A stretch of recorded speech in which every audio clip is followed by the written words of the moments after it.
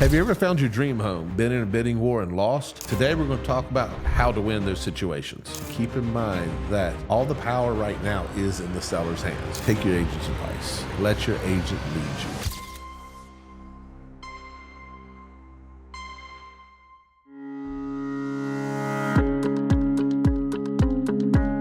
I'm Damon Gettier, Damon Gettier & Associates, Realtors-Brokered by Real. And today we're going to talk about how to win when you're in multiple offer situations. So multiple offer situations, some of you experienced it, some of you haven't. Multiple offer situation is when you have one property and two or more buyers that want it. And when two or more buyers want the same thing, you get more than one offer. And we've had as many as 21 or 22 offers on the same property, and it gets pretty wild and hairy when it happens. So we'll give you some suggestions today on how to navigate that process. Tip number one, and this one really never changes, get pre-approved for a mortgage. Like, if you're gonna get into a bidding war, if you're gonna be in a multiple offer situation and you're not pre-approved, let me tell you a little bit. So we have a spreadsheet. We have a multiple offer spreadsheet. When an offer goes in, when we have multiple offers, we start filling in the spreadsheet. And if you're a cash offer with no proof of funds, if you are offer that's subject to a loan with no proof of funds, we ask your agent for the proof of funds or the pre-approval one time, and that's it. Because I've got other offers and those offers are prepared. So you need to make sure that you are pre-approved. If you're going to pay cash, you need to make sure you have the proof of funds. And look, if you're paying cash, don't play games. Like, have proof of funds. Don't have a statement with no account number, no header, no signature that says you have money, because it looks like you typed it up on a typewriter. Have actual proof of funds. And it can be as insignificant as a letter from your bank saying John Smith has $380,000 at his disposal to purchase a house, signed by someone on bank letterhead. It doesn't have to be an actual account statement, but you do have to have proof of funds if you're paying cash. So make sure proof of funds or pre-approved through a mortgage. Pre-approved through a mortgage, and make sure you have a good, solid Virginia lender if you're going to do that. Someone that is known and trusted, they have a good reputation. Tip number two is going to be work with an experienced real estate agent. Why? We're in a multiple offer situation. We're in something that is not taught in real estate school. We're in something that most agents, many agents, have never dealt with. And think about it. If the average agent is selling 4 houses, 5 houses a year, how often are they going to deal with this situation? In my office, I have multiple agents that sold more than 50 houses last year. And so you need an experienced agent that knows how to navigate these multiple offers. Tip number three, make a strong initial offer. If you do those multiple offers and you want to come in lowball, I don't think you want the house. I think philosophically, you don't want the house. Like, you don't get deals on multiple offer situations. If it's a multiple offer situation, you're going to make a strong offer. Put your best foot forward. The negotiation power is no longer on your side. It is on the seller's side. Hopefully,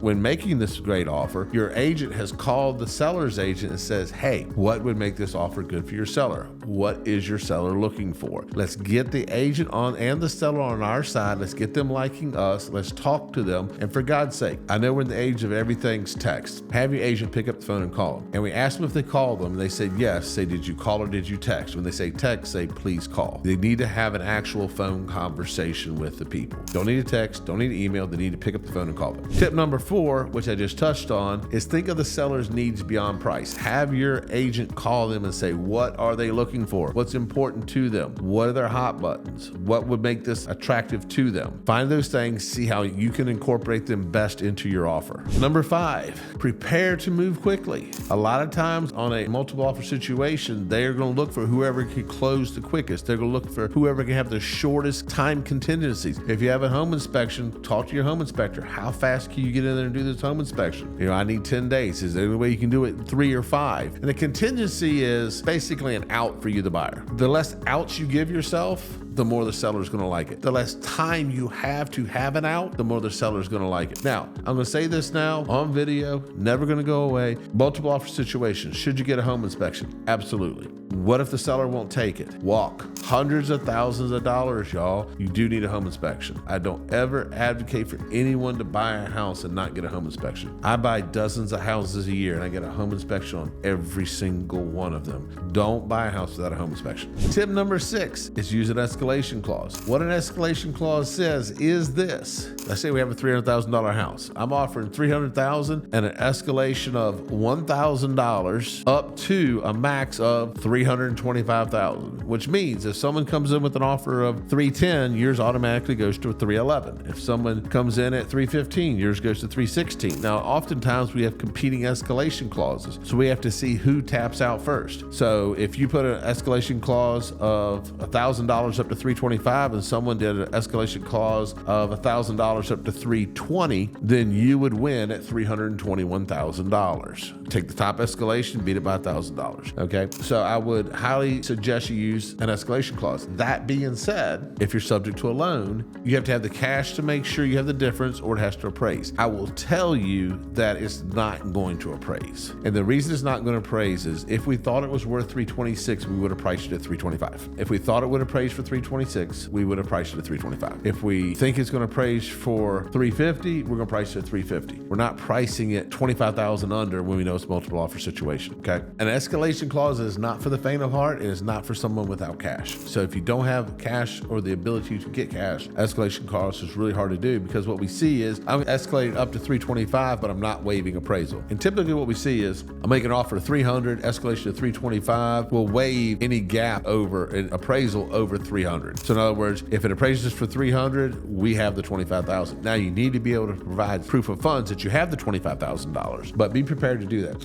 So what I would do if I were right for you in this situation is I would make an offer of $300 escalation. I would probably do $1,100 or $1,200 escalation just to beat anyone else that did a $1,000 escalation. Do an escalation up to $325. I would show proof of funds that I have whatever the down payment is on the house. Let's say you're doing a conventional loan, putting 20% down. You have $60,000 for the conventional. I have another $25,000 for the escalation, so I have $85,000 proof of funds included with the offer. And I would do that so that I don't want that listing agent to think. I don't want that listing agent to have to do math. I don't want them to ask me for anything. I want to provide them everything, and then I'm going to call them and explain everything to them so they know I'm the most prepared offer, I'm the best offer, I'm your best buyer, is what I would do. Tip number 7 is going to be offer a larger EMD. And oftentimes people ask me, how big an EMD should I make? And my answer to them is, how much are you going to put down on the house? If you're putting 20% down, make it 20%. Who cares? Do you want the house? Yes, I want the house. The money doesn't go on my account. It goes to my attorney's account. It goes to the closing attorney. It goes where the house is going to close. It's your money. It's earmarked for that house. As long as you do your part of it and follow through, you're good to go.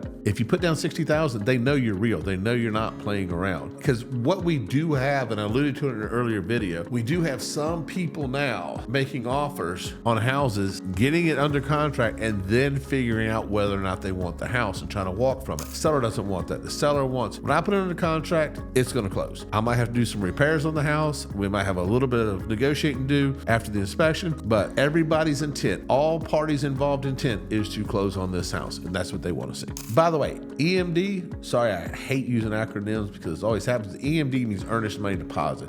So you write an offer, you put an earnest money deposit down saying, hey, I'm serious, I'm writing an offer, I want this house. And oftentimes we see agents bring across $100, $200, $300 EMDs, and you can't buy a cell phone for that. So we want to see real EMDs. How much are you putting down on the house when you purchase it? If you're putting 3.5% down, $300,000 house, roughly talking about $10,500, I want to see at least half that, like $5,000. You say you have it, write a check for it, put it down. Let's show you in earnest. And to think about it, if you're selling a house, if you're selling a car, you're selling a $10,000 car, do you want somebody putting $50 down to hold it for 30 days so they can figure out financing and take it to their mechanic to see if they really want it or not? Would you hold a car for $50? Why would you hold a house for $100 or $300 or $500? It just makes no sense. So, typically what we like to see is at least half of how much money they're putting down on the house as an earnest money deposit. If you're serious, let's be serious. So tip number 8, and we've kind of alluded to it earlier, is stay flexible and open-minded. What I mean by that is if your agents ask the seller, hey, what do you want? Some agents are very communicative, some are not. Some are like, well, bring us your best offer and see what we can do. And if you get that answer, you might then come to negotiations and they're like, well, they really want to keep the shed. It is what it is. Or they might be like, they really need to close and then rent back for 30 days, or they need to close and they need to have 2 weeks to move their stuff. And even though we've already asked and they didn't say anything, different agents do business different ways. Now you might have to be flexible. So just multiple offer situation, keep in mind that all the power right now is in the seller's hands. You want the house, you've got the checkbook, but they decide which checkbook gets used, yours or somebody else's. So just stay flexible. Tip number 9, and I say this often, is don't overpay or overextend yourself. You make money when you buy a house, not when you sell a house. And what I mean by that is if you pay too much for it when you buy it and you go to sell it, you may or may not make money on it. It depends on when you sell it. If you overpay house for a house $60, $70, $80,000. You want to sell it in a year, 2 years, 3 years because you get job transferred, have children, life happens, life gets in the way. You may or may not have equity in the house to do that. So I highly recommend when you buy a house, make sure you can afford it. Nobody wants you to buy a house, pay more than it's worth, and then sit there eating ramen noodles. Although my kids love ramen noodles. Nobody wants you to have to eat ramen noodles. If you eat ramen noodles, we want it to be a choice, not a have to. Tip number 10, last and final tip. You've hired an experienced agent, you've gotten pre-approved for a mortgage, take your agent's advice. Let your agent lead you. I'm not saying do what they say. I'm saying listen to their advice. They're there to help you. There's so many times in these situations where people, for whatever reason, listen to people at work, they listen to people at church, they listen to mom and dad, and none of those people have bought a house in the last 5 years. None of them are going to pay your mortgage. They all have your interest at heart, but none of them have the experience to navigate you through this situation, and everybody wants to give advice. We call it the non-contributing member. Everyone who doesn't pay your mortgage likes to advise you on what to buy with your mortgage. I highly recommend that if you hire an agent, that you trust them, listen to their advice, talk about it with whomever else is paying the mortgage, and let your agent lead you. So that wraps up today's video. Hopefully you found value from it. Please like, subscribe, and hit the bell notification so you know the next time we post a video. We are posting videos multiple times per week, thanks to my wonderful videographer who's behind the camera, and thanks to my wonderful video editing team who is not behind the camera. They're scattered around the office. If you want help navigating multiple offer situations, single offer situations, any offer situation, looking to buy or sell, please reach out to us at Damon Gettier & Associates, Brokered by Real. We will be more than happy to help you. I will personally get you with the right agent on the team who has the experience to match up with what you're looking for and to lead you in the right direction. Please like and subscribe. See you next time. Bye.